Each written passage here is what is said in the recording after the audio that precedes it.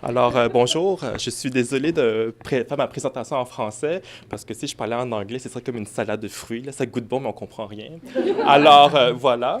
Donc, point 1, se présenter. Donc, je m'appelle André. André O. Je suis étudiant à la maîtrise en travail social.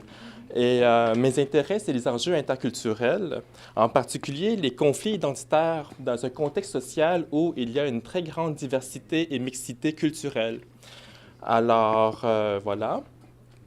Je suis chinois de deuxième génération. Mes parents sont aussi d'origine vietnamienne et mes grands-parents sont d'origine chinoise. Alors, ils sont arrivés ici en 1979. On fait partie des Boat People.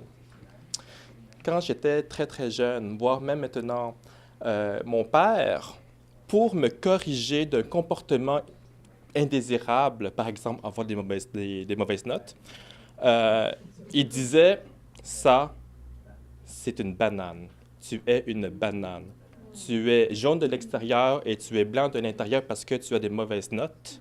Alors, pour que tu sois chinois, tu dois avoir des bonnes notes. Pour que tu sois jaune partout. Et c'est comme ça que mon père m'a éduqué. Oui, hein, ouais, ça explique beaucoup de choses en moi. Alors, de ce fait, ça m'a pas vraiment traumatisé, mais la question du conflit identitaire, parce que je m'identifie beaucoup comme Québécois aussi. Je parle français, je suis francophile, je réfléchis en français, mais mes valeurs sont chinoises. Alors, la question du conflit identitaire m'intéresse beaucoup. Alors, mon projet, qui est de faire un documentaire dont le nom est Bambou et banane. Alors, banane, vous savez, pour un Asiatique qui est jaune de l'extérieur et blanc de l'intérieur. Et bambou, c'est aussi comment les parents chinois désignent leur enfant. Ils désignent les enfants de bambou parce qu'ils veulent planter des pousses de bambou à la terre d'accueil pour les voir grandir et devenir grands comme ça, comme symbole de prospérité.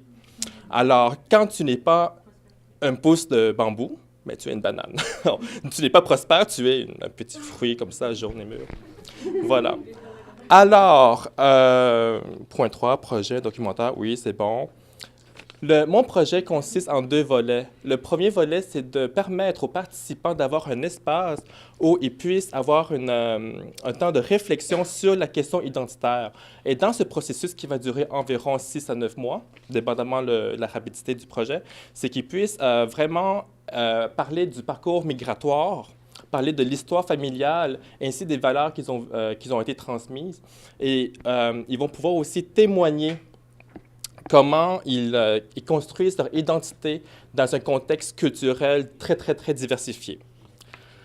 Et l'autre volet, qui est le volet documentaire, c'est que le documentaire, je vais l'utiliser comme médiateur culturel, c'est-à-dire utiliser le documentaire comme moyen pour démystifier et promouvoir la communauté chinoise, mais à travers cette promotion, c'est aussi de mettre en lumière les différentes perceptions culturelles, en particulier de la part d'une personne qui est prise entre deux cultures.